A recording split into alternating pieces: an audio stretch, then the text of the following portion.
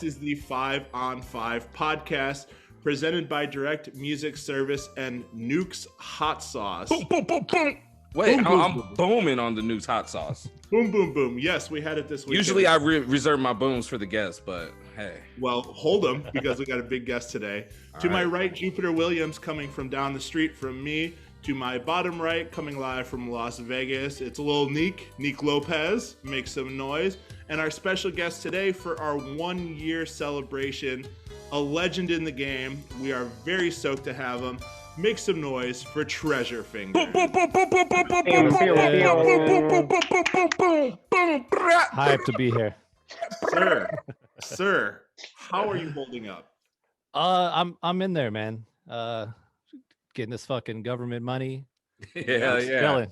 Just chilling. Wait until the time is right, you know. That's right. You got the setup behind you. You got the green screen. You're no stranger to Twitch. No, I was same like you guys. When the shit hit, I was like, I got to do something. So, and luckily I had some lights and a decent camera, and just went for it. It's weird. It's super weird. Like it is, right? To nobody, and then all of a sudden you start recognizing names. Every week coming back, and you're like, oh shit, what's up? Like, good to see you. Good to see you back in the room. And then you build a little community. It's cool. But it took me a while to get used to it. But yeah, it's been the saving grace for sure during all this. Yeah, you learn how to take text and turn it into energy, which is weird. And the emotes. Yeah. Emotes popping. Yeah, 100%. People are dancing so hard. There's so many emotes going on right now. Yeah, exactly. All of the hands are up. You're like, this is crazy. No, we did that. We streamed the other day, and Neek got a raid from Serato, and we thought it was just like the coolest shit ever. Oh yeah, we're on Serato. Serato's in here. Let's go. Yeah. No, it's so hype. I even made a special scene that's like police sirens going off, and it looks like the room is shaking, and it's like super hype if someone raids me. So, and I kind of made it to encourage raids, because I'm like, hopefully someone raids this and sees it, and they're like, damn, I'm gonna raid him again. So, everyone gets very hyped when the raids happen. I am taking notes right now. Come through. It's so funny how that little font that so-and-so is rating you can just hype you through the roof. Oh, for sure. Pounding a case of Red Bull, you're like, we're in here. Let's go. Yeah. It is crazy how the energy just hypes up.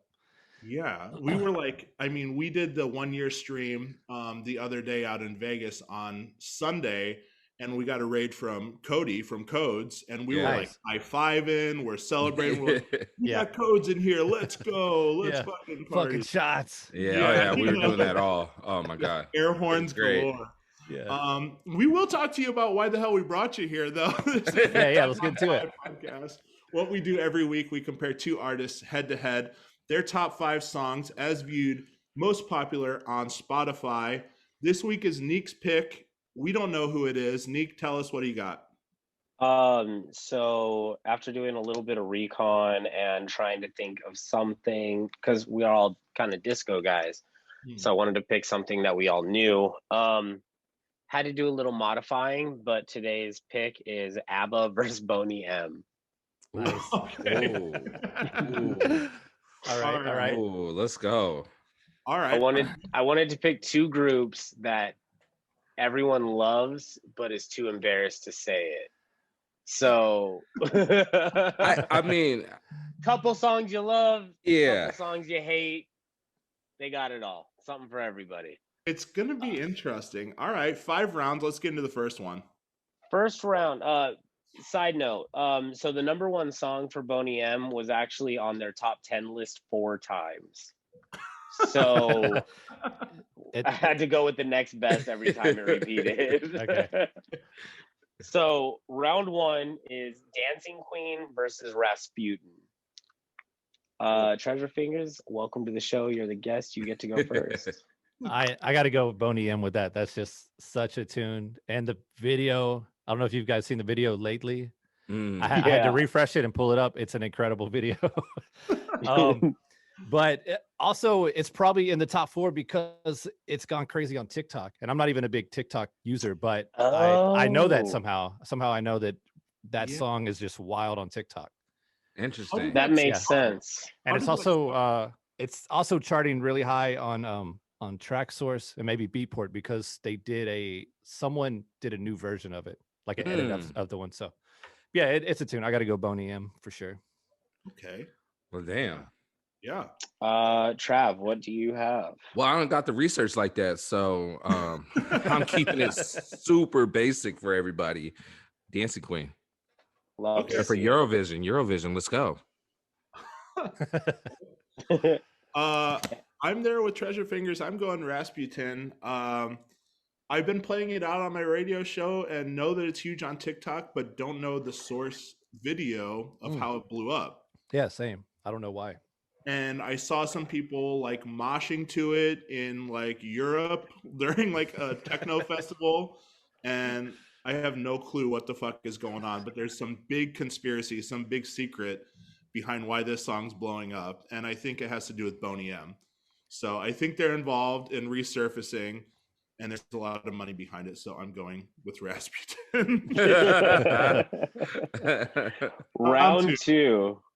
Gimme Gimme Gimme versus Daddy Cool. Ooh. Colin, let's have you start this one. Gimme Gimme Gimme. What a monster. What an absolute fucking monster. And even Madonna did it great. So I'm going that way. Hell yeah. Travis. ABBA, moving on. Love to see it. Treasure. I am not an ABBA fan, but Gimme Gimme is that's a big tune right there. I got to give it to ABBA on that one. Big tune. Number three.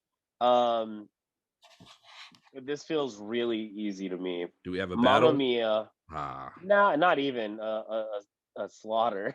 At least I think so. Mamma Mia versus Sunny. Oh. Come on. Yeah. Do we just go to round four? Do we go to round four? Yeah. No, we got to do it. We got to do the round. You guys know I'm a stickler for rules. All right, fair enough. You started off. Who, me? Yeah. Oh, I thought we already moved on. Sunny, come on, let's go. Okay. Yeah, Sunny, right. Easy. Yeah, no brainer. Sunny is a perfect Ken song. Yeah. Mamma Mia is Mamma Mia. So yeah, and shout out J. Cole on the sample too. On what? Yeah. He had a song called Sunny. It was it was like a mixtape song. Yeah. Early J. Cole. Yeah. He's probably listening, so he appreciates it. Hey, J. Cole, if you're listening, shout out. Friend of the show. Cole World, North Carolina. Let's go. We'll see you. We'll see you next week. Yeah, we'll see. Round four. Round four. I'm gonna be honest with you guys. I had to look both of these songs. I had to listen to these songs. The Winner Takes It All by ABBA versus Rivers of Babylon by Boney M. Is anyone familiar with either of those songs? No, but you might have to do an edit point so that we can listen to it. I'm cheating real quick. Yeah, guys, that's totally okay. I know both of these songs. Oh wow! I can talk while everyone's doing a little research. Rivers of Babylon has been covered by so many people, including Sublime. They did an acoustic cover of that. I didn't realize that that's the same song. Same song. Yeah. Yeah, I mean, I didn't realize prior, but yeah, Sublime's covered. Yeah. And I think there's a bunch more. I think even Bob Marley covered it, or I don't even know who. That's what I was gonna say. I thought it was a Bob Marley song. Sounds like a Whaler song. Is it a Bob Marley song? Okay. I'm pretty sure it was a Bob Marley song, and I didn't realize when I saw the name of it that Boney M did a cover of it, because this is like a song from the 70s. Yeah, it sounds like a Whaler song. Right. Yeah. They went like super disco with it. Yeah. I'm gonna go Winner Takes It All. Yeah. Travis is smiling listening to it, so he's gonna have something interesting. He's like, yo, he just likes the song. He hasn't even gotten to the album song yet. He's just jamming. Winner Takes It All, man. I like that song. I like it. It reminds me of an old 70s movie, man.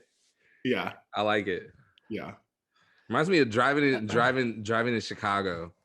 when it's like really sunny out, and then you hit those old 70s buildings that are like brown and like orange and yellow, you know. Hell yeah. Treasure Fingers. I'm gonna go with ABBA on that as well. I'm not a big fan of Rivers of Babylon, the Boney M version. Yeah. It doesn't hit as hard as the other ones. It doesn't. It's weird. There was a time when like everybody thought they had to make a disco cover of every song that was out there. Yeah. And just to like be like, oh, there's not a disco version of this. And it was like, well, sometimes there's a reason for that. Yeah. That You know might be- what? Every now and then I'll find one. Like I think you found one not too long ago that you were like, yo, this is crazy. We need to flip this. Yeah. And then sometimes you hear one, you're like, why the hell was this even made? Right. Yeah. Whose idea was Absolutely. that? Like Rosetta Stone covering Sunshine of Your Love from Cream.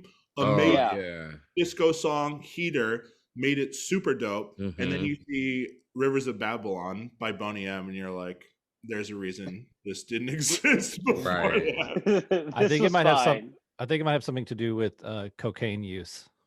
Big time. Hey. Right. Yeah. Yeah. If You I see had something, to oh yeah, we could flip this. Let's do it. So that we could dance. Yeah, let's dance. listening to Fucking Bob dance. Marley, listening to Bob They're Marley like, yo. railing cocaine. I really like this song. This is a great song. You can't dance to it. We should dance to it. Ooh, we need to Yeah. All right. 5th and final round. Take a Chance on Me versus Ma Baker. Ma Baker Yeah. for me. It's Same. just such a cold tune. Same. Yeah. Yeah. The beat on it, it's you could just loop any part of that song and Absolutely. fire. Yeah. Ma Baker was a shit, and I'm so surprised. But now that I know why Rasputin was on here so many times, I was like, why is Ma Baker not number one? Like, I felt like that is Boney M's like most popular song. Well, that and Sunny. Yeah. And Mamma Mia. I don't know, Mamma Mia is ABBA, but Sunny, yeah. But I feel like Sunny would be like 2 or 3. I just feel like unequivocally Ma Baker should be their most popular, but I guess Rasputin is a fucking hit right now. It's a hit. It's a hit. The kid said it was a hit. You gotta listen to the The kid. kid said it was a That's exciting that the kids are fucking with disco though. Yeah. Oh, Right. I don't know if it's like ironically or Yeah, probably. like They're probably making fun of it. It's probably a mixture of both, but then you got Dua that's just taking it to a different level, and making it popular again. So even if it's ironic, somebody's hearing it and is like, okay, but this is actually cool. right. And then hopefully that person becomes a disco fan, because that would be cool if there's younger ones, I thought Gotta Go Home would be on there from when Duck Sauce flipped it. Right. Right. Like people, I mean, I guess that'd be like, what, 10 years ago that it was. I was going to say it's kind of been a minute though. Yeah, has that been a But decade?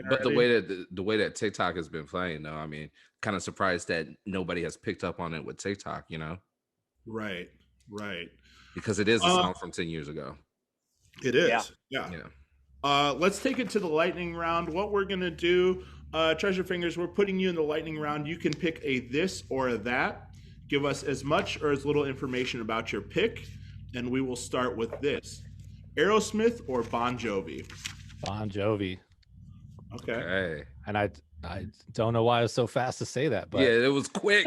Yeah. I've never been an Aerosmith fan, but Bon Jovi, they got some fucking anthems, some like pure karaoke heaters. Yeah, absolutely. Yeah. Tribe or Far Side? I would go with Far Side, but I feel like that might be unpopular. Okay. No, there's no wrong answer. It's actually not that unpopular. Okay. Yeah. No wrong answers. Adele or Rihanna? Rihanna. Okay. Shalimar or Kool and the Gang? Shalimar. Okay. Big time Shalimar. Big time. Big Shalimar. Okay. Bowie or Queen? Bowie. And my wife might come in here and stab me for hearing that. She's like a mega Queen fan. But we get along with the collab, with the Bowie Queen collab. Yes. Yeah. That's our meeting ground. Now, did you see both movies? Did you see the Bowie movie and the Queen movie? I haven't seen the Bowie movie. Okay, you don't have to. Okay. You don't have to. It's really bad. It's really bad, and you might change your answer after that. Okay. I'm not even gonna watch it then. I'm good. Yeah, it's bad. Clips or Mob Deep?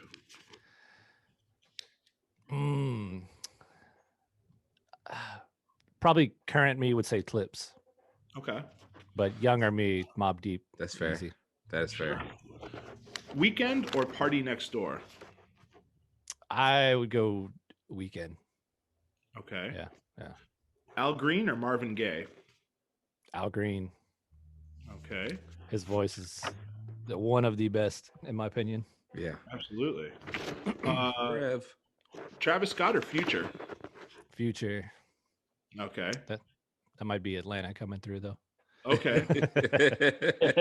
Have you met him? Have you worked with him at all? No. I've never met Future, no. Okay. Let's I see. wanted a good Future story. Yeah, I was like, hey, he might have worked with this guy. Trick Daddy or Gucci? Gucci Mane. Okay. Easy. Atlanta. Luda or Juvenile? That I'm gonna be a traitor on that one and go Juvenile. Okay. I just never been a huge Luda fan. Yeah. I think when I was younger and first heard it, I was kind of like, it's fucking dope. But I think I prefer Juvenile. To me, it just hasn't aged well. I guess it's not re-listenable now to when I used to think it was really popping. So yeah.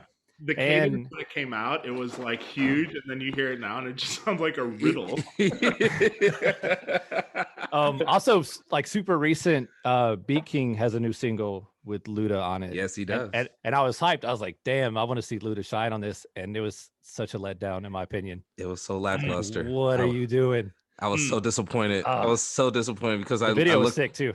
I looked to Beat King for all my ratchet stuff, and I was hoping that he would bring the ratchetness back out of Luda. Yeah, I don't know. That was very underwhelming. I was kind of mad about it. Man, if I was Beat King, I'd be up to like, Luda, take this song, go to the strip club, and record it there. Yeah. We need that Luda back on stage. Yeah, on stage, please. Yo, Beat King is a wild ass dude. Yeah. Like, I follow him on IG. That guy is just out there. He's my favorite. Yeah, he's a party dude. He's my favorite. I love him. Weezer or Blink 182? Oh, Weezer. Easy. Okay. AC/DC or Guns N' Roses? I really like AC/DC for what they are, just pure fucking rock, like bare bones rock. But I would wait. Who else did you say? Guns N' Roses. Yeah. I think Guns N' Roses had more hits that I liked, so I would go Guns N' Roses. Sade or Aaliyah? Damn. We got him. Ladies and gentlemen. I'm just gonna fucking disconnect real fast. I'm out. leave the Zoom chat. Oh man. Probably Aaliyah. Yeah, I'm going Aaliyah. That's tough though. 3 6 Mafia or Wu-Tang Clan? Damn, that one's fucking tough too. That's one where it's like different, obviously different eras, but right. Different eras and different. Let's just locations. say what would I put on the car now if I was out doing something? I would listen to 3 6.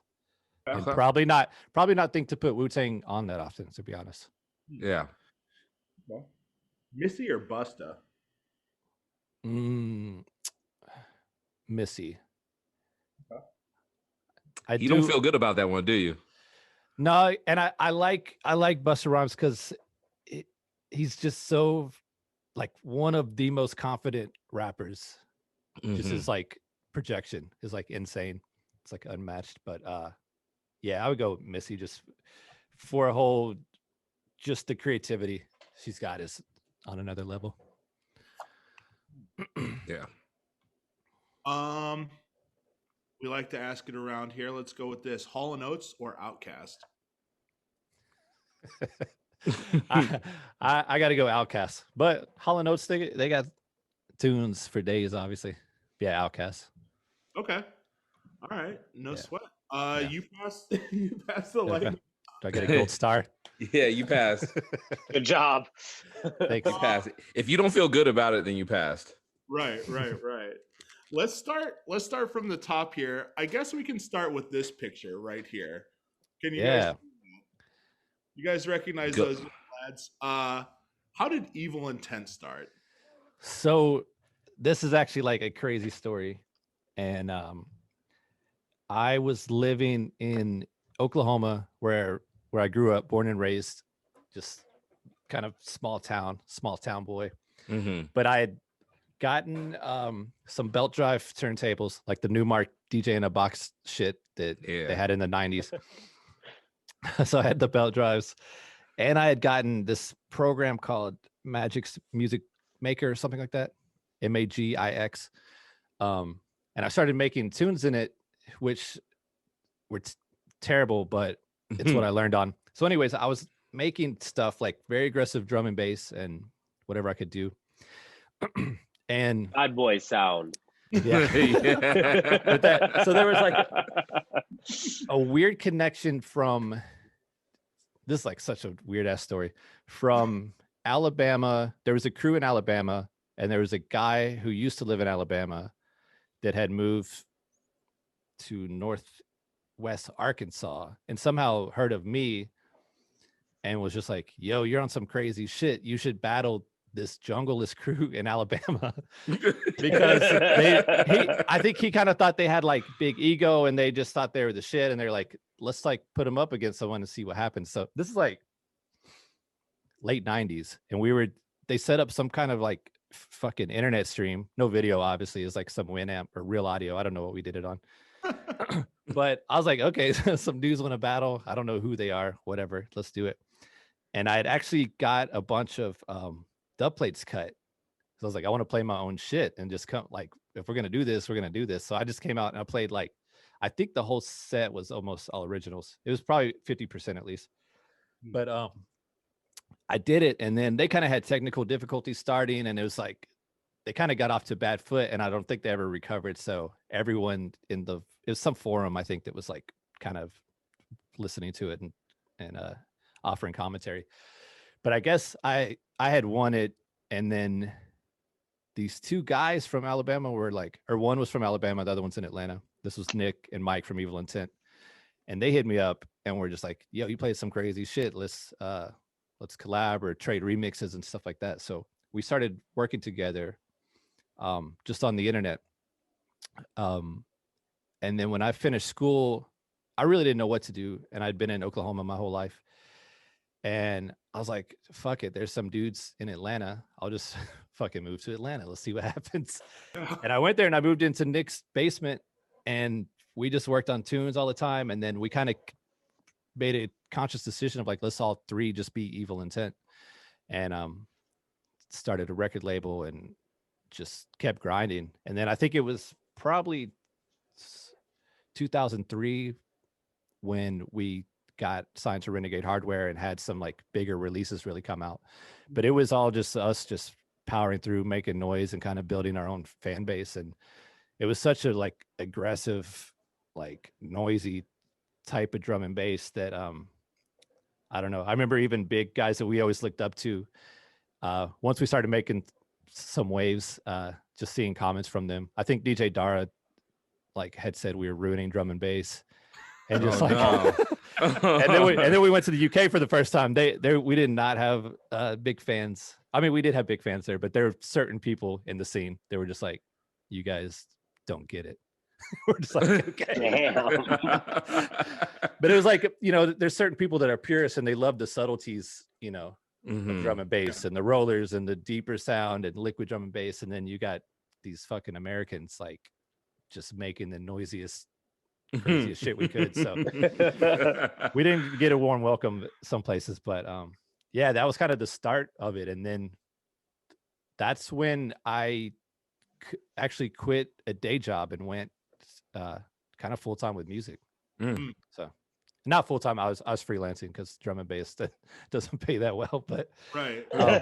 But I had ran out of vacation time and I had an opportunity to go tour Europe, which to me was like the craziest fucking thing in the world. especially coming from some small town, Oklahoma, like, childhood. Yeah. So I just told my boss that I was out, and he asked. It was one of those things where you're supposed to put in 2-week notice or whatever, but he was like, "Well, when's your last day?" And I was like, "I think it's gonna be today." And he was just like, "What?" I was like 22. I'd like only been working there for maybe like a year or something, maybe 2 years. But I was like, "It's gonna be today." And then he gave me a lecture about like burning bridges and blah blah blah, and I was like, "Yeah, I think I'm good. I'm just gonna like, I'm just out." Like, This I will be don't my think last I'm gonna day. come back, but thank you, man. Yeah. Thanks for the advice. Yeah, Evil Intent. So I love it. were you the only one making that kind of sound in Oklahoma when you were there? Yeah, for sure. There was DJs that played, kind of rougher, like, dark tech step and stuff like that. But no one was really like producing.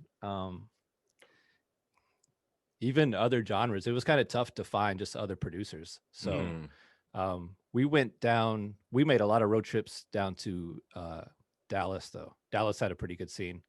So we went down there. They had big warehouse, like drum and bass parties and shit like that. But yeah, there wasn't really anyone. And I honestly, it probably took me a lot longer to get my production chops up to par than someone who was surrounded by other producers or had some sort of guidance. But yeah, this was like pre YouTube, pre like there's no books out teaching you how to make drum and bass or anything. So I was kind of just hearing sounds and being like, how can I make this? So it's kind of a slow process, but yeah, just grinding out Oklahoma. And you were probably the only person that you knew on that DAW too, right? Where you were just like, oh, hey. Yeah. Even I think it wasn't until I met the Evil Intent guys, and they got me on Fruity Loops, which was short-lived. We all switched to Reason like a bit after that. But I remember going to Fruity Loops and I was just like, holy shit, this is like so crazy compared to the shitty software I've been using.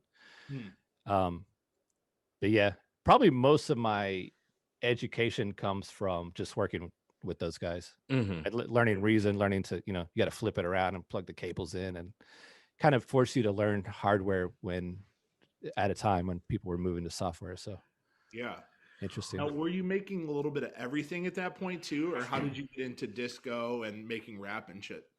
I started mainly with drum and bass, but I was really into speed garage too. That was like the one other genre that I heard. I think I heard Armand's Spin Spin Sugar remix out in a club one night, and I was just like, I wasn't really a fan of house before that, and then I heard that tune and I was like, this is crazy. What the fuck is this? So I remember making some early kind of speed garage sounding stuff that was god awful. I'm sure there's no way that's still around. Those hard drives probably don't even plug in anymore. Rusted up, hopefully. But yeah, I kind of just went full-time drum and bass, and I didn't make anything else until I would say early 2000s, kind of when I experimented with house, disco, kind of funk stuff, and then also kind of making rap beats here and there. Word. So yeah. Now that takes us up to the next big pop, which was Cross the Dance Floor. And how did that happen? And what was kind of your mindset when you were like, okay, this is being played everywhere?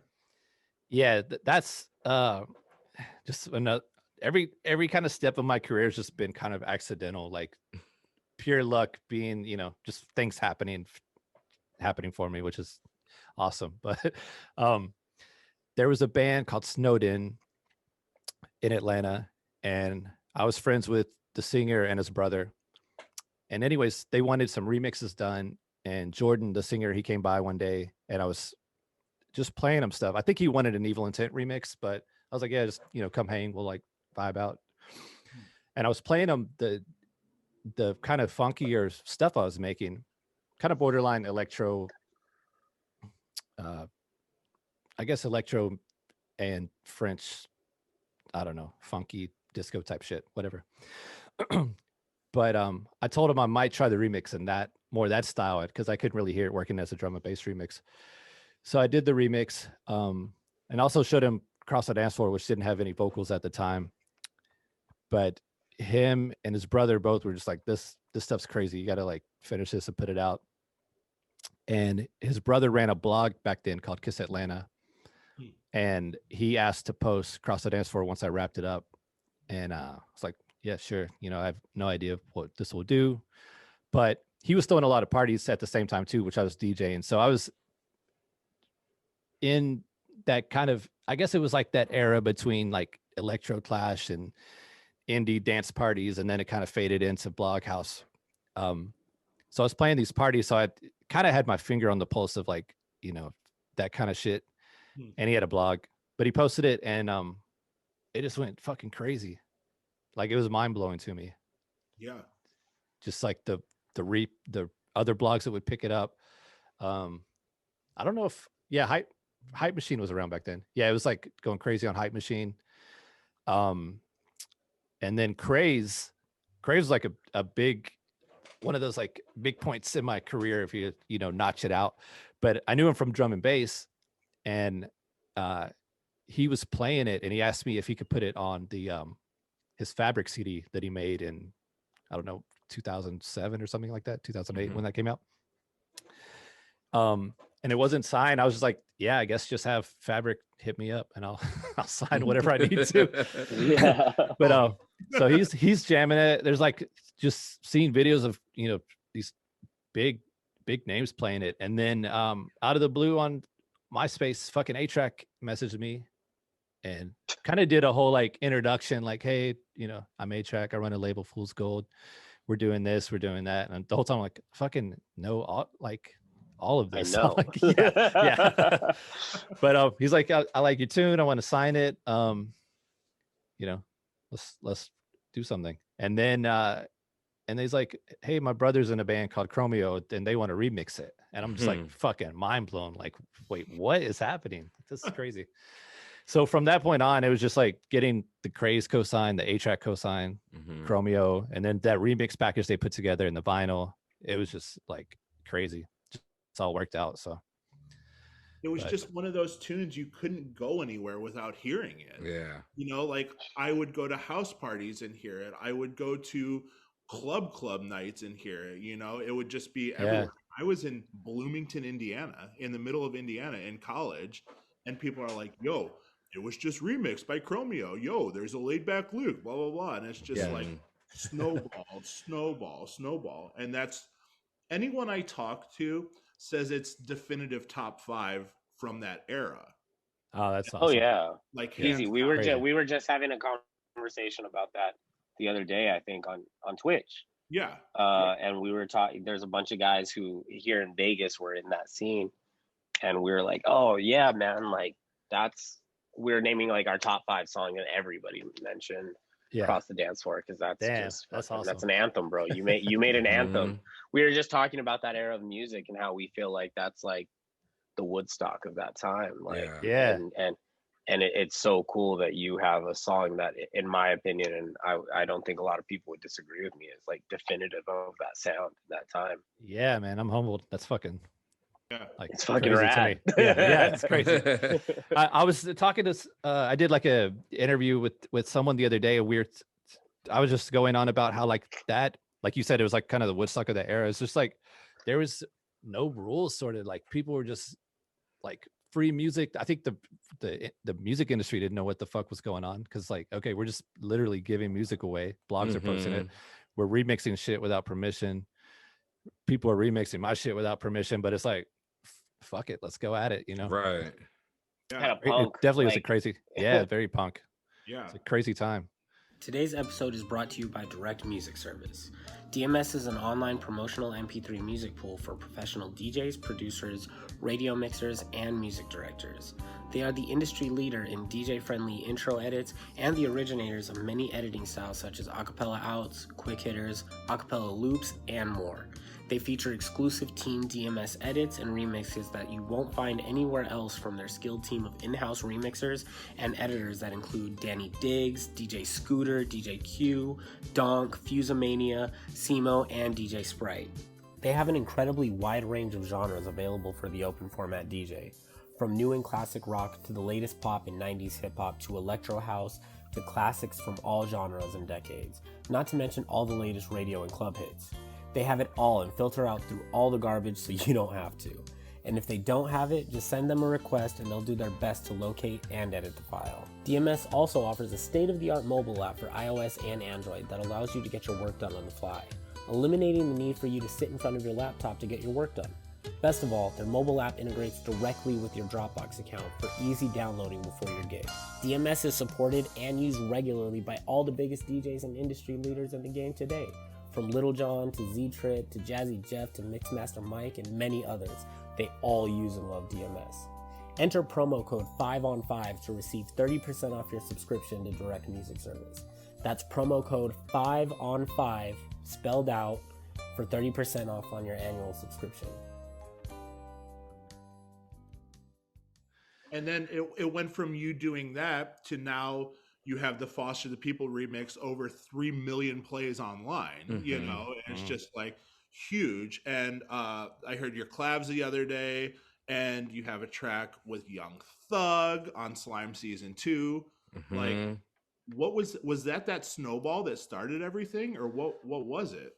I think it was Cross the Dance Floor, where it basically just put my name out there to where even now, like, I'm pretty reserved. I don't know. I'm not very social either. So it's like awkward for me to just walk up and like, yo, I'm Treasure Fingers. What's good? You know, like usually wait to be introduced or something. But as soon as like, it'll be just fucking huge people that I guess they know me from Cross the Dance Floor, but it was kind of that name recognition that got me out there. And then from there, it's kind of, I guess if it helped me just open up doors.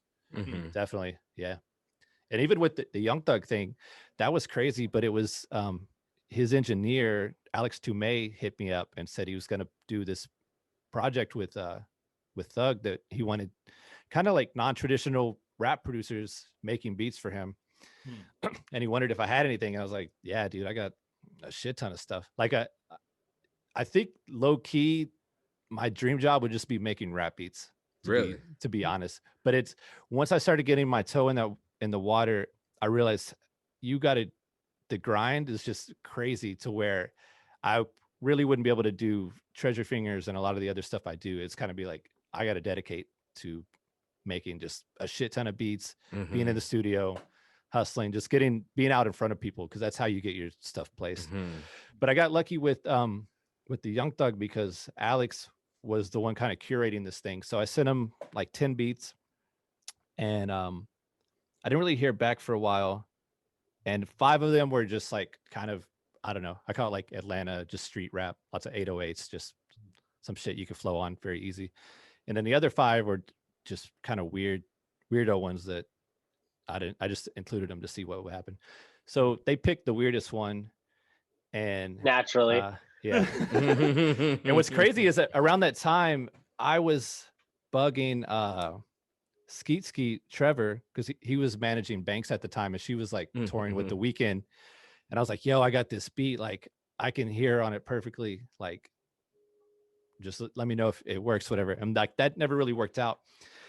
And then out of the blue, I didn't know that shit leaked until Trevor hit me up and he was like, yo, congrats. I was like, on what? And he was like, the Young Thug thing, like the beat you made like for Young Thug. And I was like, what are you talking about? And like a blog had posted, like, because it was when everyone was leaking the Young Thug shit. Yeah. Like 200 tracks got leaked or something. Yeah. So what happened was it ruined that whole kind of release that Alex was planning.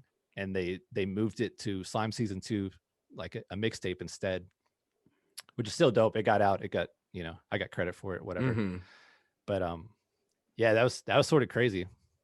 Just weird circumstances of all these building blocks up to that. So yeah. And I'd wish that I had really gone hard right after that and just sent beats to everyone I could think of, and just put in the subject line like just produced Young Thug or something to get some attention, but just try to get some more placements. But it was like I said, just that the grind and the hustle and some sort of anxiety keeping me back, and I was just comfortable in my little Treasure Fingers bubble. So kind of a weird time. I wish I had probably handled that a bit different and done some more production for other people, but it is what it is. So do you feel like hip hop production is a little more enjoyable for you because it feels a little closer to what you started at in drum and bass and things like that?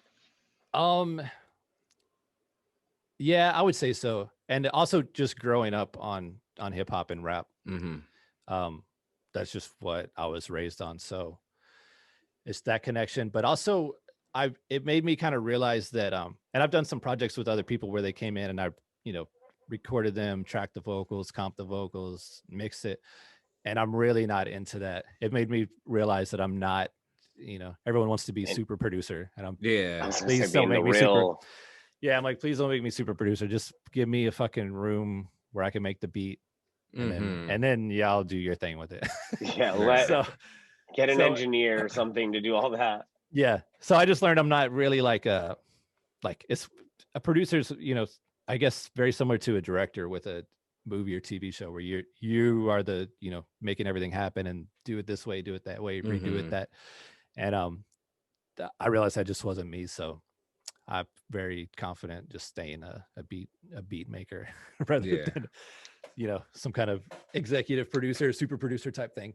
Right. But now during that time, were you taking like regular DJ gigs or only as Treasure Fingers, or were you hustling on the side or doing any open format stuff or anything? No, I was just doing pure like Treasure Fingers, and between like touring was crazy for me between like 2008 and probably 2012, 2011. And then after that, I still played shows, but they just kind of dropped a bit.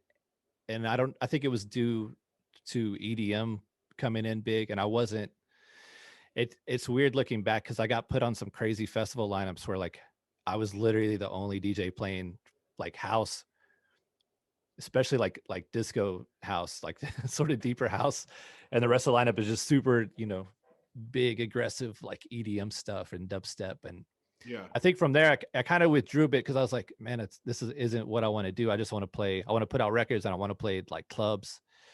But then it kind of transitioned to where house and disco was more. You would see entire festival stages with dope lineups, and I felt like I kind of missed that bit of it. I think what happened is I was just trying to chase like whatever's happening in the club, making club records or playing just whatever, when I probably should have kept the vibe of even just across the dance floor, just kind of keeping that whole kind of thing up to where like people know what to expect if they're going to a Treasure Finger show or catching me in a club. So I definitely made some kind of bass heavy tracks, and I felt like I was just a bit all over the place, which I like.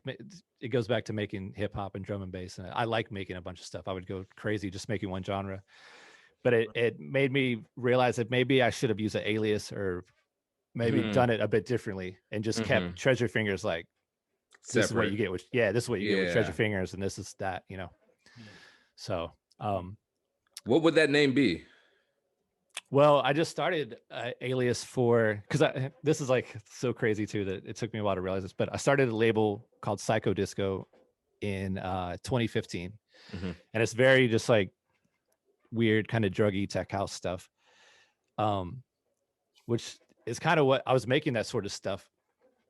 But when I step out, it's kind of like, I don't know, doing fucking DMT or something, stepping out of your body and like taking a look at like what's going on. Yeah. I was like, okay, to a fan, you have Treasure Fingers, and he started a label with disco in the name that isn't releasing any kind of disco. It's just this fucking weird techie like house music, like club music. So I can see how that would like confuse a lot of people, and even I would get messages that are like, I think any artist does that when they start to change their sound. You start to piss off like your older fans and shit like that. So they're like, man, we wish that you did stuff like you used to, whatever. But so I kind of did that for a bit, and then I was like, this is crazy. I need to, and I also miss just making just disco house. So I made that decision, just like, all right, Treasure Finger is going to stick to this what he does best. Mm-hmm. And this other guy is going to come in and take over on psycho disco stuff and do like more techie stuff. So I came up with the name Data Tab for that. And I've only got maybe, I don't know, maybe like 8 tracks out so far. So it's still pretty early. But yeah, that was sort of a conscious decision of like, let's just split the shit up and kind of keep I hate using the word brand, but keep the brands. Yeah. Keep it on brand. Yeah. Keep it on brand for real. Yeah. As you were moving into disco, making more disco, do you remember like a handful, any disco songs that stuck out to you growing up where you're like, this sound, I need more of this? A lot of it was, well, one, the first comes to mind is just Zapp and Roger because of Talk Box. Hell yeah. I was like, what in the fuck is this? Hell yeah. Like, and then looking into it and being like, I just knew I wanted to make this sound. And then I looked into it and I was like, okay, you got to get an amplifier and you got to get this thing that you plug into, and then that's going to push the sound out of a tube. And somehow it was just very foreign to me. Like, how does this work? So I kind of became obsessed with it. But that, a lot of, it's crazy because it's like not a lot of pure disco. I got into the disco stuff a bit later on, but it was like Parliament, Funkadelic, I don't know, Ohio Players, just a lot of like stuff that a little bit of up tempo funk, like some boogie funk. Yeah, boogie funk for sure. So that's really what kind of caught my attention and what drove the early Treasure Finger stuff. Even Cross the Dance Floor is like, you know, it's got more of a boogie bass line. Oh yeah, absolutely. Yeah, it's not just straight up like disco. a slap bass, like it's a little bouncier. Yeah. It's not straight up disco. Yeah, you're right. It's more. It's like a new funk. Yeah. So it was kind of later on when I got into and even the type of disco I like is like Chic and I don't know, Shalimar. It's more the funkier type stuff. So I'm not a ABBA fan or Bee Gees or any of that sort of stuff. Right. But I do love big energetic strings and horns. That's like the best shit. Absolutely. Like South Soul stuff. Yeah. Oh yeah. It's pure energy. Who inspired you when you started DJing? Were you like, yo, this is who I got to keep my eye on? Was it like Craze and A-Track, that kind of stuff? What's crazy is I had Clever, he like moved back to Atlanta recently. We were hanging out the other day and I told him, I was like, well, he said he was watching my live stream and it was kind of like driving him crazy how my turntables were. Cause I play like traditional style. You see it behind me. Yeah. And I've never scratched. I've never done turntablism. And I was like, it's wild that like I'm friends with like literally the fucking best DJs in the world. And I never like picked up on it. But I was never really, it's weird. I always respected the art and I loved it. And I watched videos but I just realized what it was. Fucking belt drive turntables. Like I just couldn't, I couldn't scratch. And by the time I could afford techniques, I was so deep into just. Yeah. You were over it. Yeah. You're over it. I'm not going to try to. You're already blending tracks. Yeah. So, and then it was funny when I brought that up to Clever the other day, he was like, because I told him that I thought about it recently, like maybe I should just learn and like actually go for it. But he was like, man, unless you want to just dedicate a whole portion of your life to like this whole thing, like he's like, I wouldn't even worry about it. He's like, you're good how you are. So that's kind of rad. Yeah, man. Yeah, that's kind of rad. That's good to hear because we were just having a conversation the other day at Neeks with Shred, and we were same conversation. Shred is a turntablist, and he's like, man, I wish I was playing like you guys because you guys actually listen to the music and play like dope music. And he's like, over here, I'm just scratching. Yeah. We were talking about like the early part, and it's kind of the same thing. Like I had belt drive turntables, and he was like, yeah, I was just cutting. He's like, all I cared about was scratching when I first started. Yeah, I had the Newmark DJ in a box as well, and that thing you have to like pump it to get it started. Yeah, you gotta get it going. Oh man, but like I wish I would have been more of a turntablist. You know, I'm more of all right. You'll get a baby scratch. I'll scratch it in just a little bit, and here it is. And we're gonna ride the blend, and then a mashup maybe, and then learn a new song. You know, that's what you get. And then meanwhile, like Clever is like, okay, here's the routine, and you're like, whoa. Yeah. what? You know, like when we're talking to Craze, and I'm like, dude, like I've talked to him before, and I'm like, I don't know how you create it, let alone how people can recreate what you do. Yeah. Because to me, you're just like an anomaly. You have great taste. Yeah. You're a fantastic turntablist, and you're fucking hilarious. Like you're just like the total package of a DJ. Most people have like, they're just funny and they can kind of make mashups or stuff like that. Yeah. You know? Now he can party rock like better than anyone. Yeah. It's like the whole package. Absolutely. It's fucking it makes sense that he teamed up with Four Color Zach too with the 2 Cent stuff because and I didn't know Zach that well when they started it, but even just watching his live streams now, I'm like, Jesus Christ, this dude is a fucking perfect DJ. But like you said, he's also funny. He's like got a great personality. He just kills it. Like by far one of the best live streams. Absolutely. It's a TV show now, you know, it's like, it's not even, it's so much more than DJing. To just say it's DJing would be doing a disservice to how much goes on behind the scenes with him, Mike 2600, Bird Peterson, just like all of the heavy hitters from that blog era came together and created, you know, this masterpiece on Twitch as a pivot. It's a good way to put it because it is a masterpiece. Yeah. And I do want to get into that. How's the transition been for you on Twitch? I know we talked about it a skosh. Yeah, I've gotten very comfortable now to the point of I feel a better connection with the crowd, with the with the chat crowd than I felt like I did in a club. With the, I mean, obviously, club people scream and they dance and stuff, but with live streaming, it's like you play it and you're literally communicating with that person while you're playing the track, and they're just like, "What the fuck is this? Like, I need an ID," or like, I don't know. It's very good. Cool. Yeah. This is bad. Just building that kind of online community. Yeah, it's been cool. But yeah, the early ones, I was just like, "Oh man, this is brutal." Just like just broadcasting to the entire internet, hoping someone is watching, and you know, no feedback really at all, and just in a corner of the house with a green screen up.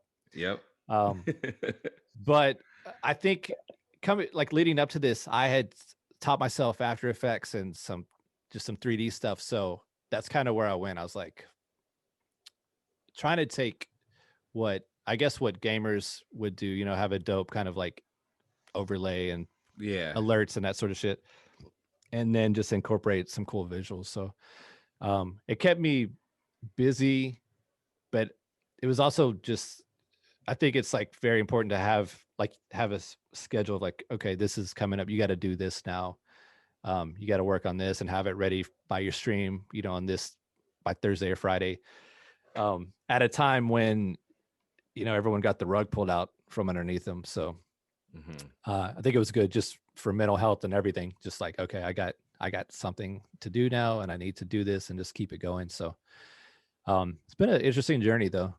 Yeah. What would you say is the biggest takeaway you had from last year? I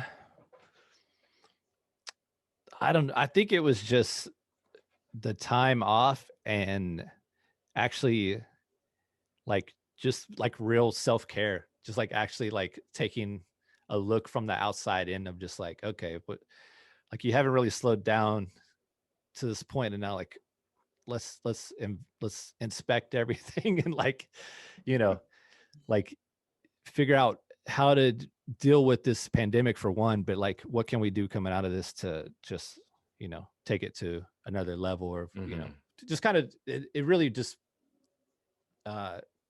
it's like a nice little timeout to kind of like think about everything. But I don't know about like, I can't think of any kind of grand ideas that like eureka moments that kind of came to me besides just, I don't know. The live streaming was one, and that made me realize how bad I've been at social media leading up to that point. Because I've always strayed away from it and been kind of like, you know, I'll put out tracks and remixes and DJ mixes, and that should be enough.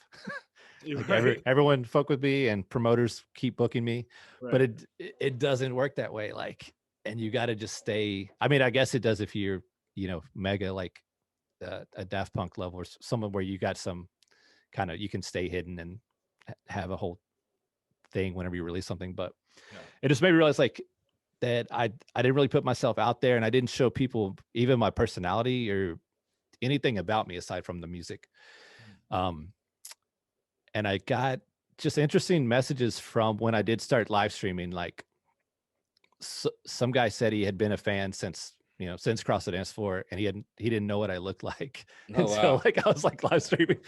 Like, that's crazy. He's like, I've never seen you or anything, but I love your music. So it was just kind of eye opening of like, wow, I can just turn on this camera and go live and talk to these, talk into space, and people are reacting to it and getting a gauge of the true me, I guess. So yeah, it's pretty crazy. Yeah, and you can dig back into and pull those tracks out. I think I tweeted you or messaged while you're on Twitch a couple weeks ago, and I was like, yeah, I've been playing the Malente, blah blah blah. And you're like, oh fuck, I got to work that back in, and it gives all your tracks a second life too, because you're playing for people that have never seen you before, haven't even met you. Have you found yourself with like a brand new community through the Discord and through being online through Twitch? Yeah, definitely. Just the Twitch community has been like, obviously it didn't exist before, and now there's like these people that come every week when I'm streaming, and we all hang out in the chat and catch up with each other. Like, it's weird. I know what's going on in their lives because they'll say someone just got a job promotion or whatever, but I recognize the names and I remember it, and just checking in with people and shit like that. It's pretty crazy. But I'm looking forward to getting back on the road and then integrating that, like, Twitch subscribers into the live shows where, say I don't know, I'll be in Chicago or LA, Seattle, whatever, and say whoever's, from the Twitch community there, let's meet up at the club at 10 and fucking do some shots or do a little meet and greet and like, meet each other in person. But also just being able to push, promotion through like tour tickets and merch. And I don't know, even I've noticed a big change in when I release a track. Now, if I, when I'm streaming, I'll hype it up and I'll get, drop it in the chat on there. But it does much better than, a tweet or Instagram post, obviously. But it's like people there in person and they're like, yeah, fuck with you. Let's all go buy this now and like help get you in the charts or whatever. So yeah, it's very cool. That community is just much stronger. I've noticed, like, because we've just started dabbling a little bit more in it, dedicating more time to streaming every week. And people will go ahead and follow you on all socials right away, right from the jump. Go like all of your pictures on Instagram. Go favorite all of your tweets on Twitter and just be like, cool, we're here. We're ready to rock. I'm like, my friends never do this. Okay. So you guys are like way above and beyond as complete strangers, Yeah. Like, that's the kind of shit I've noticed from Twitch. What is your workflow like? Now, when you wake up, do you do like 50-50 production and then work on your live stream, or what's that like? It's pretty bad, and I'm trying to work out. I had a good regimen going for a while and I kind of fell off. I need to get back to it. But at my peak, I was just really, I think the thing is I lost discipline somewhere along the way. And it maybe is from just, having Cross the Dance Floor pop and tour offers come in and gig offers come in, so it's like, cool, I can just make tracks when I can and tour. Easy, super fun. But you realize it's so much more than that. And then I think it gradually, my discipline just kind of faded. But during the pandemic, I made myself get up at 7 a.m. like every day, meditate, cut out sugar. Just like I was just like, I'm just going to be disciplined. This is going to be my life now. And I've fallen off since then. Since New Year's Eve, I think I haven't stuck to that. But when it was going, I was like, this is crazy. I'm like waking up and seeing the sunrise and getting so much done before even like noon or, early afternoon. But it was kind of split between running the label, doing kind of graphics, doing some motion graphics for the live stream, a little bit of editing, and then switching gears and just doing studio stuff. But I tried to make it where it's like this is a real job. You get up, do your work, and then chill in the evening, you know, have dinner with my wife, watch a movie, just take it easy. And I really like that. I need to get back on it, but yeah, I don't know why. I've just, since January, I was like, oh, I just want to sleep in and wear pajamas. I think it's the toll of the pandemic, to be fair. I'm just like, fuck, is this thing over yet? Like, so it's kind of just holding out. It's like thinking it's like almost over, and you're like, I'm just gonna take this month off and then get back to it next month. Until your governor puts you back in lockdown. Which is currently happening right now with us in Portland. So I do have a good technique though for workflow. And I still haven't. I think they might have named this guy on stream once, and I forgot. But I have a little like kitchen timer, and it's Pomodoro technique, and just set 25 minutes, grind it out, and then take a 5-minute break. Come back, do another 25 minutes, take a 5-minute break. And I seriously get a lot of shit done that way. And I don't know if it's kind of subconsciously because this thing makes a ticking sound, where I'm like. It's like against the clock or whatever, but it's dope. I forget who put me onto it, but when I do stick to that, I get a lot of stuff done, and it keeps me very focused, because otherwise I'm a spaz and I'm like just all over the place, just seeing squirrels nonstop. No, that's a legitimate thing. I've done research on that method, and that's I can't remember. I think that's the brand of the tomato timers. Yeah, it is. Yeah, and that's where it gets its name from. But yeah, that's kick ass that you actually implement that.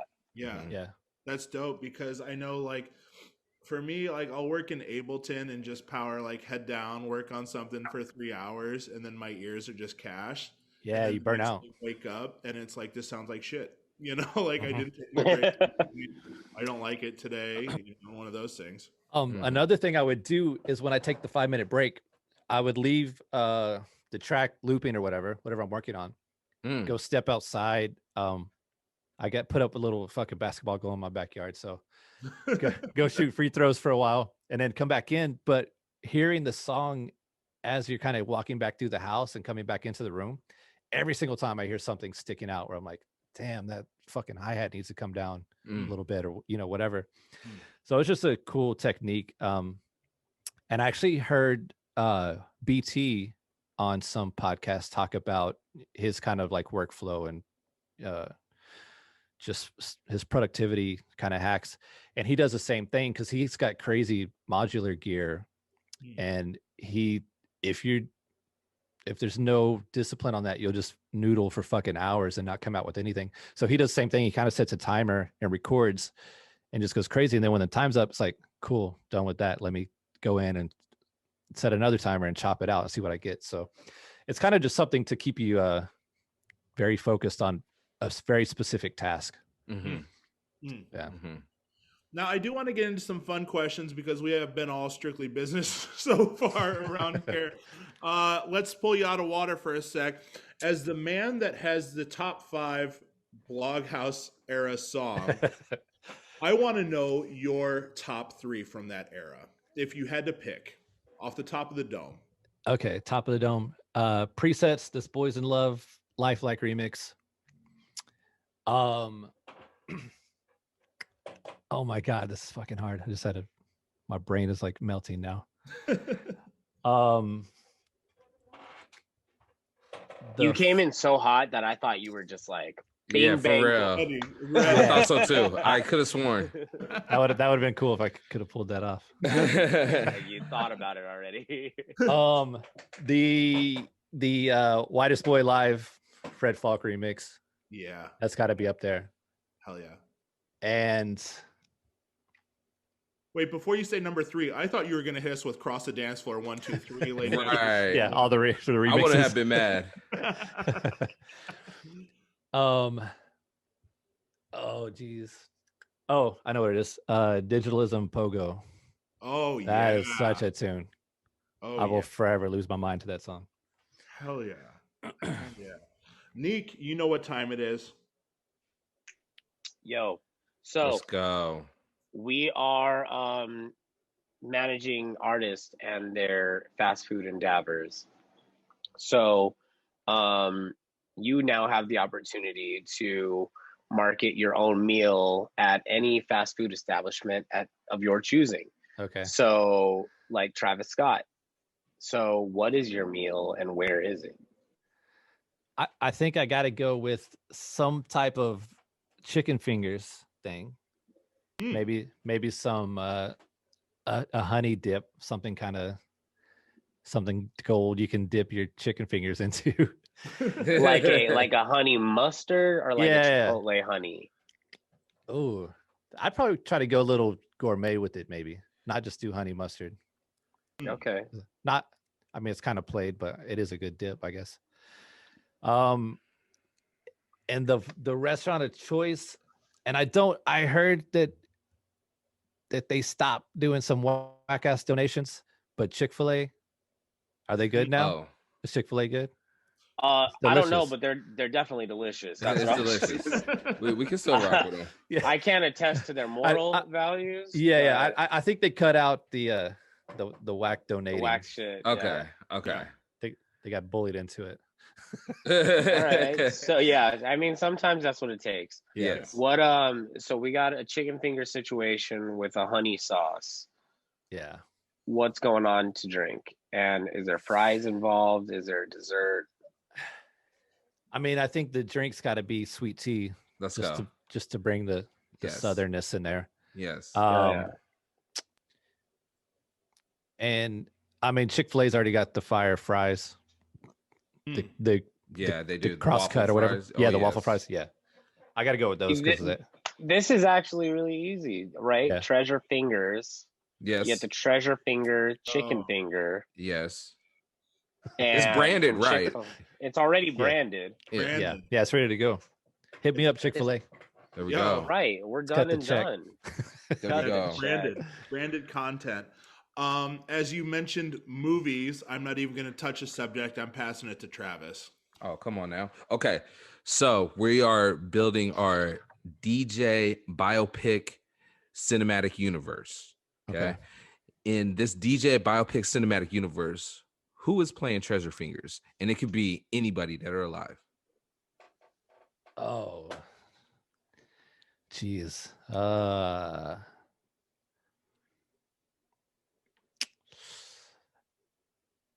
have no idea. I would go with fucking God, I'm terrible at like remembering names right now when I get put on the spot. The fucking he's obviously super handsome white guy. Gotta be. Yeah. Oh my God, what I can't even think of like the shit he's in. Oh, The Notebook. Ryan Gosling. Yeah, Ryan Gosling. Yeah, let's put him in it. Okay. Ryan Gosling. Yeah, let's go. Let him it's get the beard out. about time somebody picked a heartthrob. There hasn't been. There hasn't been that many heartthrobs. I want to look good in this movie. Well, who did Fuse pick? Fuse picked Brad Pitt. That's right. Fuse. Chris Evans. All heartthrobs. Jason Momoa. I could have sworn he picked Paul Newman too. Yeah. Maybe even Jason Dean. James. So Dean. He was all over the place. Take that back. He picked at least 8 heartthrobs. He picked black heartthrobs too. He even picked Denzel. Yeah. A little bit of everything. Yeah. Different stages of his life. Yes. Right. Perfect. Right. We've been asking this question since the inception of this podcast, and as it is the 1-year anniversary, I want to ask you, stranded on an island, you can only have one album. What is that album?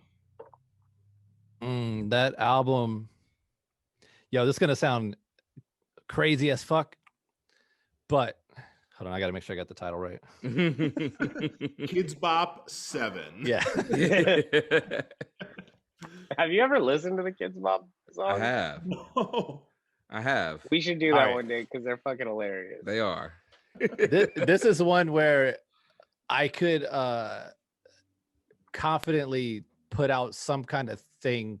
I couldn't fund it, but say if someone could guess this, they would get $10 billion and let everyone in the world have a go. And I don't think anyone would get it.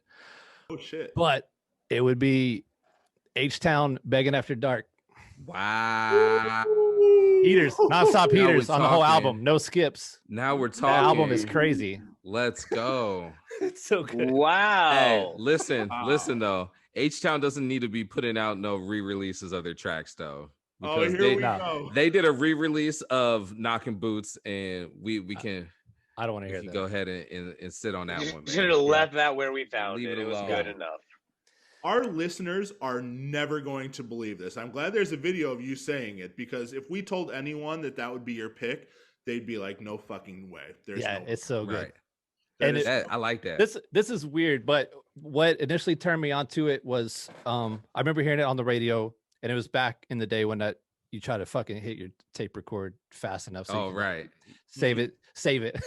Yeah. But, it was Sex Bowl, and it has this weird double kick in there, and I don't know why. As like at my age, where I was like, "That's so fucking sick that they had like a double kick before the clap or snare on this one part." It only comes in like every 8 bars or something. Mm-hmm. But for some reason that really stood out to me, and then just I don't know why, and I probably took a break from it, but I came back to that album later in life, and out of everything I've ever listened to, that's probably the most played album. Like, wow, the most. That is so funny. That's that so right. It's just so good. I don't know what it is about it. It's like the production, the songwriting is just fucking fire to me. Hell yeah. We don't have to worry about anyone else picking that. We're good. Nobody's no gonna one's pick gonna that. touch your pick on that one. You fucking nailed it. On the subject of music, we are putting together a 5-on-5 podcast playlist, and all of our guests have given us one song to put on this playlist. Okay. You got to give us one. Yeah, Sex Bowl. Hell yeah.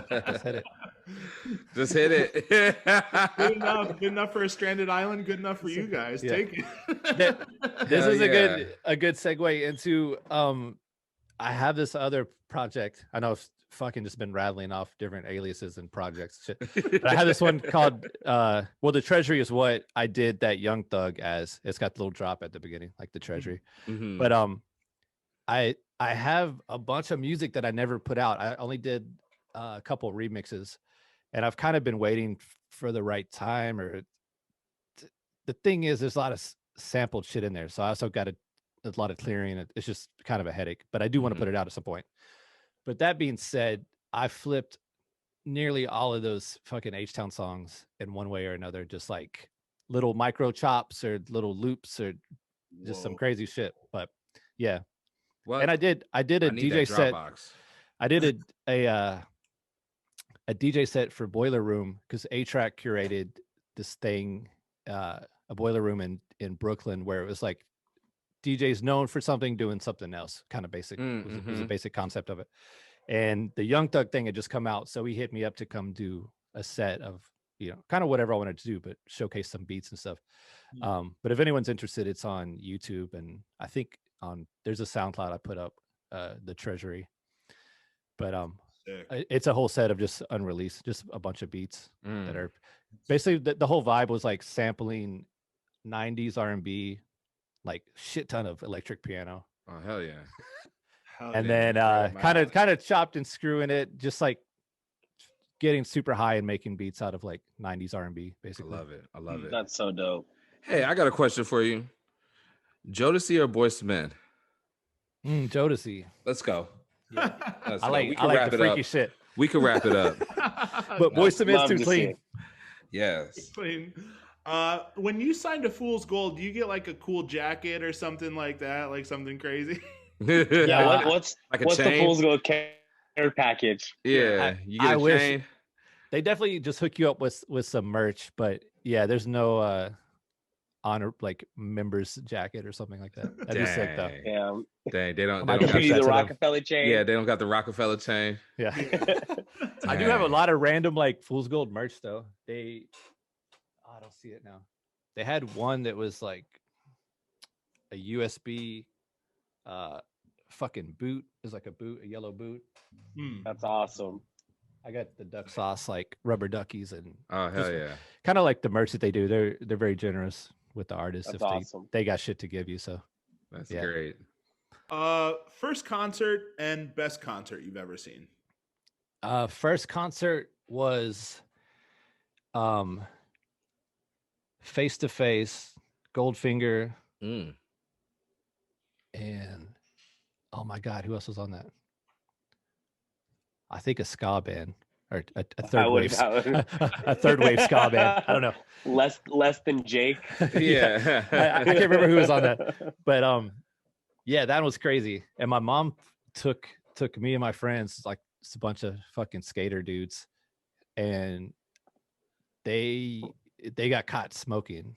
That's like one of the main things I remember. And my mom was like, "You guys shouldn't do that." She's like, "I'm not going to tell your parents, but like, don't do that." Yeah, we're just young kids, but that was like a cool introduction to live music, I guess, for sure. Hell yeah. That's dope. Oh, that's awesome. One of my first shows was a ska show. Was it? Yeah. It's so funny for that time period. I was hyped on it for a minute, and then I was like, wait, I actually don't like this stuff that much. But for a minute, I'm like, fuck yeah, some checker print, some skank. Rude Boys. Yeah, Rude Boys skanking around. A turning point while you're in the crowd and the camera just pans you, and they're like, I don't think this guy really wants to be here, actually. But I think it's one of those things. Confused skank. Like indifferent, like I don't know. Yeah, I'm feeling this. Best concert. The best concert, fucking. Oh, that's tough, but Dillinger Escape Plan. Ooh. Crazy energy. Oh. Woo. Like the craziest energy I've ever witnessed live. Damn. I've never seen them. Nick, have you seen them? You could look it up on YouTube. No, well, not this show, but if you look up just Dillinger Escape Plan live on YouTube, it's all just fire. Yeah, they're insane. Never. But the one I went to, I don't know what tour it was, but they started with like, it was just a weird fucking tone, like a high pitched tone and like a single red light kind of, and then you see some shadows kind of come out and you're like, oh shit, it's about to go down. And then it was just mayhem, like the loudest shit that everyone's stage diving, the guitarist is stage diving. They're like throwing guitars all over the place. Yeah, it was insane. Just like mind blowing. Best city to DJ in? For me, LA is just 100% every time. Okay. There's some cities where 90% good shows, and then there might be one that's like not the best, but LA is just, there's so much love there. I always get just like the crew coming out. It's nice. Hell yeah. What is your karaoke song? Oh, I'm like a terrible karaoke person. But it would be fuck, I'm like so bad with like song titles. Oh no, I said this on some live stream thing recently, and RIP Shock G, but fucking Humpty Dance. Oh, okay. Yeah. That's a karaoke hitter right there. Yes. I'm gonna ask this. I'm not sure what your stance on this. Top 3 wrestlers of all time. Oh yeah, I'm terrible. I can't even. I don't know if I could name. I don't know if I could think of one right now. I wasn't sure because there's a lot of DJs and producers that have huge wrestling takes where they're like everybody comes in super hot. Yeah. I wasn't sure if that was you or not. So someone who's like that, 12th Planet, and I hung out with them. One of the last times I was in LA, we just got completely baked, and he was watching. I think I randomly was in town. I'm like, "Yo, I'm gonna come through and hang out," and he was like, "Yeah," and he was watching some wrestling thing. And he's so into it, but it made me realize, like, it's like I get it now. I didn't understand it before, but he made, I don't know if it's the weed or how he was like describing everything to me, but I was like, yeah, sick. He gave you the special it's a performance. For the non-believers. Yeah, it's like it's theatrical. This is like amazing. And That's then someone would come out. Someone would come out and do something, and he would just lose his mind. Like, oh shit! And I was like, I guess that is crazy. He's like, you smoke this, right? You're good. You smoke this. Go ahead and watch this. Yeah. He's the best dude too. It's fucking great time. We haven't had John on the show yet, but shout out to him. Shout out. Seeing him in September. We're both DJing a friend's wedding out in Denver. Oh, sick. I'm gonna pitch it to him when we see him that he needs to come on the show and only talk wrestling. Yeah, Nothing only wrestling. Wait a minute. We have to wait till September though. We don't have to wait till September. You probably email him or something. Yeah, I'll text him after this. Okay, fair. You got to do in-person pitches. Yeah. So here's the concept. Yo, we asked this previously on a couple of podcasts, and I want to know your take on it. If you could have one item from the grocery store for free for the rest of your life, what would that item be? Gotta be espresso. Yeah. Okay. Yes. Strong pick. Whatever the expensivest one is, let's go with that. Hell yeah. Travis, were you gonna ask something, Trav? What's your favorite breakfast item? Breakfast meal. Let's go breakfast meal. Breakfast meal. I'll tell you one that blew my mind when I was young was when McDonald's came out with McGriddles. Oh man, yes. I was like, what is this? This is insane. So I ride for McGriddles. Nowadays, I'm such an old man. I just go like fucking like buttered toast or something. Okay. But if I had to, let me just give a real answer of like what I would like to be on my plate every morning would probably be some crazy like breakfast burrito. Yeah. Right. Because it's so filling and tasty, and you probably don't need to eat lunch after that. This is very true. Yeah. That's so tight. You said McGriddles. I feel like the McGriddle is underrated. I feel like the McGriddle is the single greatest fast food item ever. It's so good. It's so good. Yeah. It's absolutely the hero of all fast food establishments. Like nobody, I think a McGriddle is better than a fucking cheeseburger. Like it's absolutely, especially when you're able to put the hash brown in it. You know, you put the hash brown in the middle of it. Come on. I've never done that. Yeah, I never did the hash brown. That sounds. I'm not mad at that. That's it's sick. Delicious. It's tight. Delicious. This is a game changer. Treasure Fingers, what's next? Tell us what's on the horizon. So I'm Psycho Disco's just full steam ahead. We've got just lots of releases lined up for that. Along with some data tab releases forthcoming. But now that I had started a label and kind of figured out how the gears work and all that, I'm going to start a new label for more just very loopy, like disco house kind of vibe stuff. Hell yeah.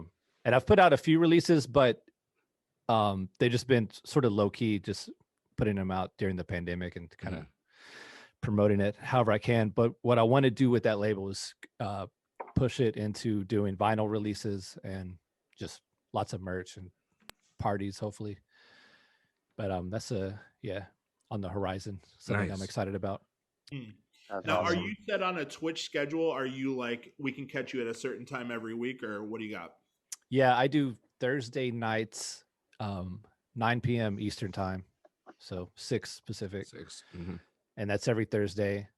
Except tomorrow, I'm going to be on Bird Peterson's. Give me 3 Recs. Shout out, Bird. Yeah, on It's Good TV. I gave him, I don't know, is this live or pre-recorded? Pre-recorded. This will air after that.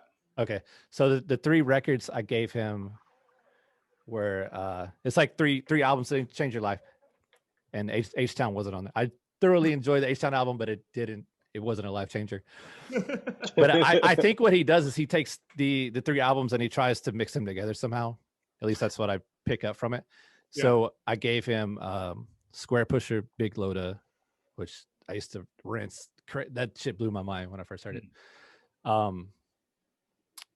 Parliament, Mothership Connection. Oh hell yeah. And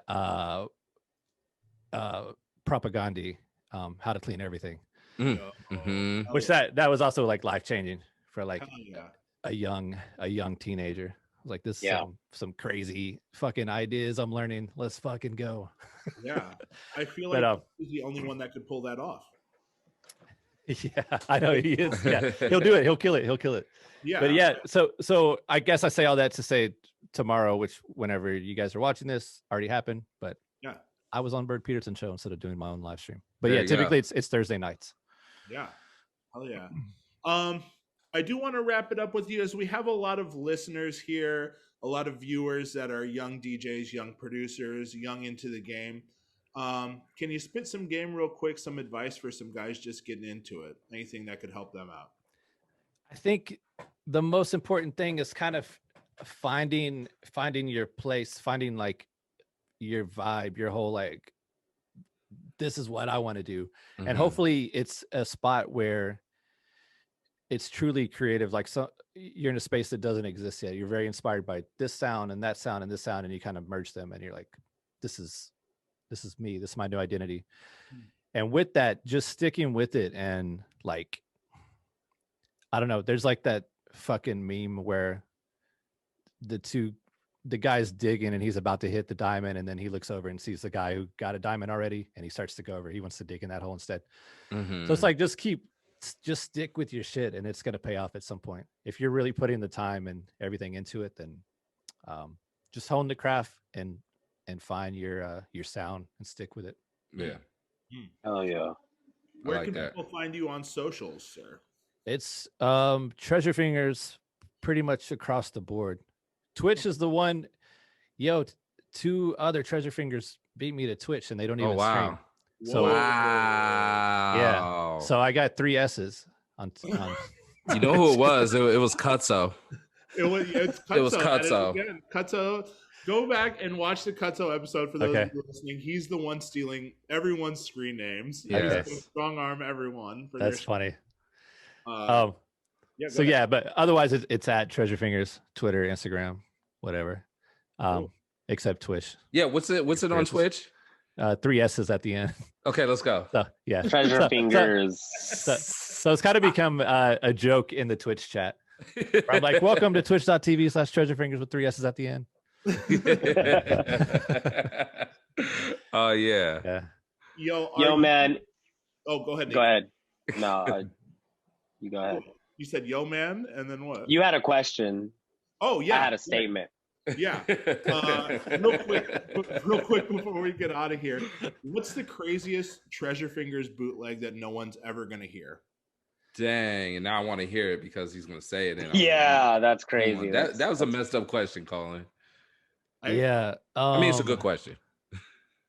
I don't even know the answer to that one. I don't know. Okay. Yeah. Thank God. Yeah, for real. Anything where you're like, yo, this no one's ever gonna hear this, but this is just for my live sets. Boom, done and done, like that. Yeah. What's crazy is I think I'm kind of notorious for just sitting on music, and I don't know if it's like anxiety or where it comes from, but I have friends that come by and they're like, yo, play me that shit you showed me like 4 years ago. And I'm like, and they're like, I know you didn't release it. I'm like, yeah, it's still just here on the hard drive. But, so I do have a lot of crazy stuff, but yeah, I can't think of anything offhand that's just like an absolute weapon that I haven't, that I've kept to myself. He's just secretly sitting on the gold. I will say that there's a remix that Lauren did. Actually, it's a mashup of a Lauren track and Cross the Dance Floor that he'd done back in probably 2009, something like that. And I brought it out on live stream somewhat recently, and they lost their minds because it's not out anywhere. It's just like, this random track. I don't think it got posted anywhere. It's just very, very rare. So I play it. They went crazy, and now it's turned into a thing where every live stream there's a few people trying to persuade me to like put it out. Yeah, they're like, no, just to play it on live stream. They're just like, please please play the Lauren cross the dance floor thing. And I'm like, all right, I'll work it in. Hold on. Dang. So that was kind of cool. You might just added 3 more people to that fan club. Yeah. Yeah, easily. Yeah. I wasn't sure if you were cool. sitting on a drum and bass remix of Cross the Dance Floor that you made. Oh, no. I don't. Yeah, I never did that. That'd be interesting.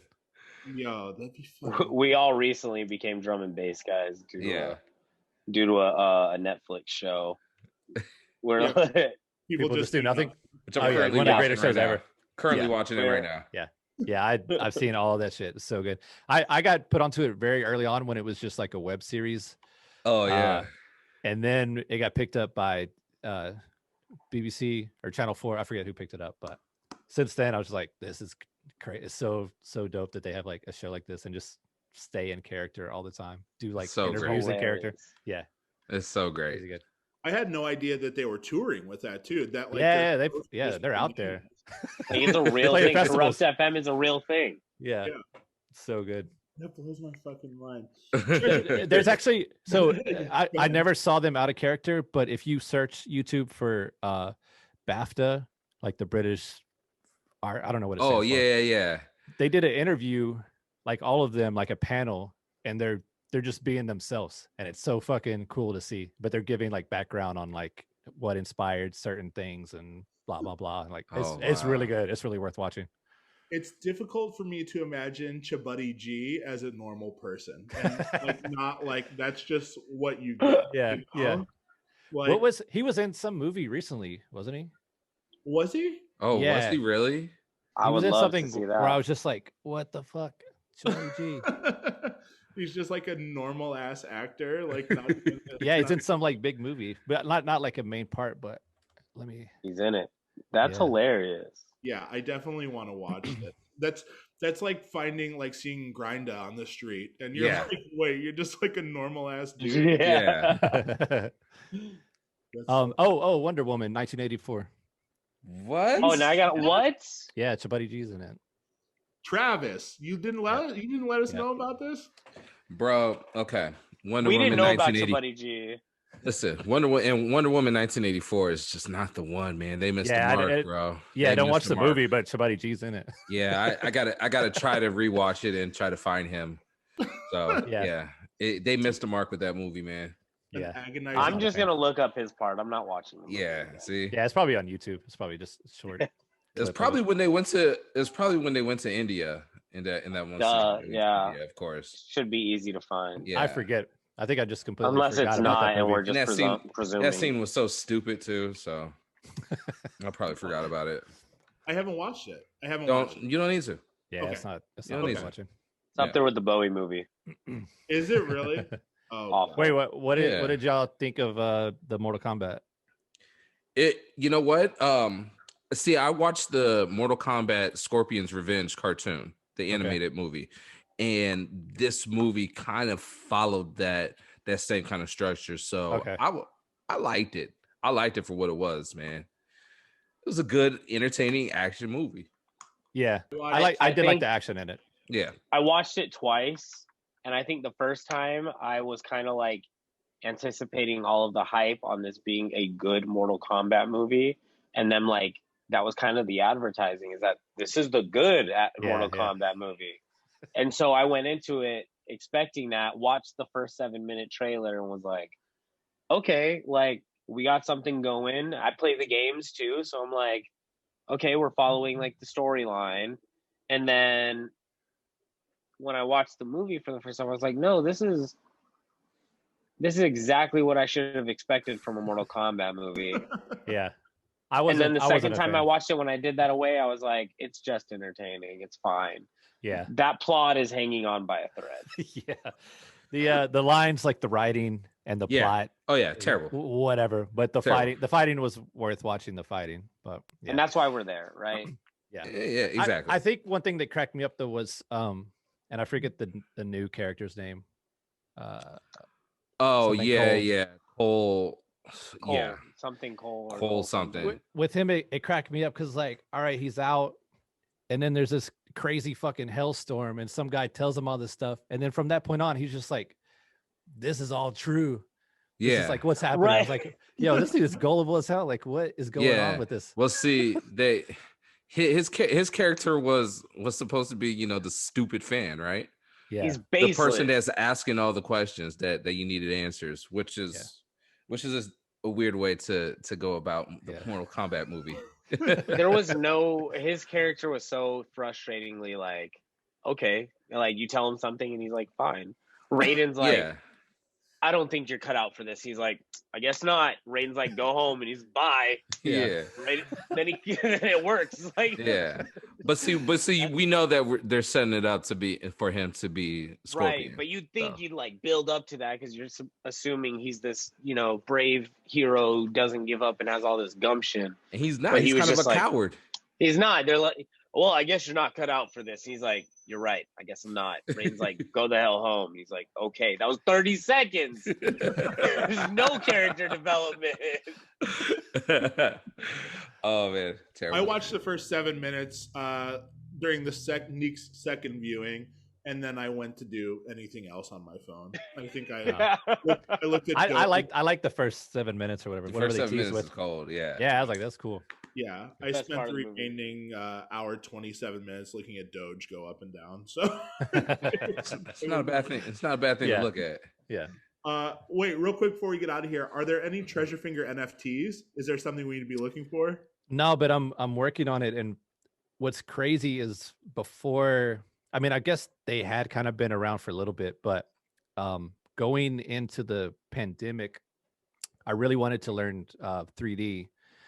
And I'd kind of known Cinema 4D a little bit, just fucking watching YouTube tutorials and stuff.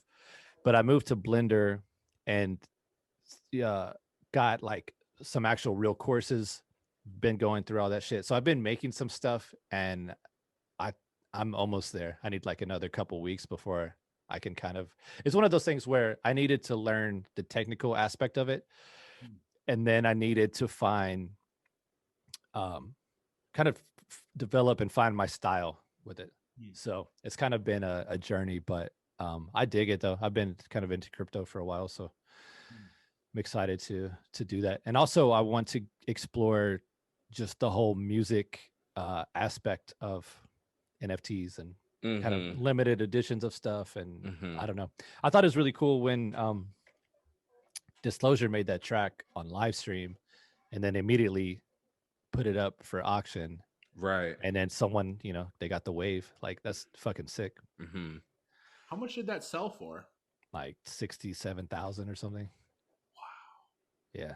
And they don't even own the rights to it, right? They just have the thing. No, they just have a wave of it. Yeah. It wasn't one of those where they got, you know, half the publishing or something. But that's some cool shit too. I know Jacques Green did something like that where whoever owns the NFT gets, you know, percentage of the publishing and that sort of shit, which I think is very cool too. There's a lot of, it's just a wide open frontier right now, like limitations. So I didn't mean to hit you with a question that would take us to another. Oh yeah. No, it's all good. But yeah, definitely. Anyone out there that collects NFTs, like, keep an eye on me. Hopefully my shit's dope and you like it. Hell yeah. Yeah. You heard it here first. By the time you hear this episode, he will be a multi-millionaire and all the NFTs will be gone. Lambos. So, yeah. Pulling up in the Lamborghini for the next episode he does with us. Yeah. So. Treasure Fingers, absolute legend. Yeah, man. Thank you, sir, for taking the time. Yeah, thanks for having me today. Thank you, man. We appreciate you, man. You've contributed so much to the scene and continue to do so. Everyone listening, make sure you go check him out, Treasure Fingers, on all socials. On Twitch, there's 3 S's at the end. Go listen to him on Twitch. A slow sizzle. And go listen to that H-Town album because I guarantee you have not heard it. You haven't heard it? No, wait a minute. I have. You're not most. You're different, bro. We know. Yeah. Okay. You're the weirdo that stands Jodeci every episode. Who? Who? Say that again. You heard. It's been a pleasure. Treasure Fingers, thank you again. This is the 5on5 thank podcast, you guys. Presented by directmusicservice.com and Nuke's Hot Sauce. 5on5 is the promo code for both of those websites. That'll save you some money on DMS. That will also save you 10% off on your first order of the hot sauce. Hey, Nick, if you can, put it in the text right there. Have it below. Oh yeah, we're good. We're watermarked now. There we go. Let's go. Yeah, check back next week. We'll have another episode, same time, same place. Everybody stay safe, wear your masks, and go listen to Treasure Fingers. That's it. Inside. Bad boy Bad boy. Thanks so much, man.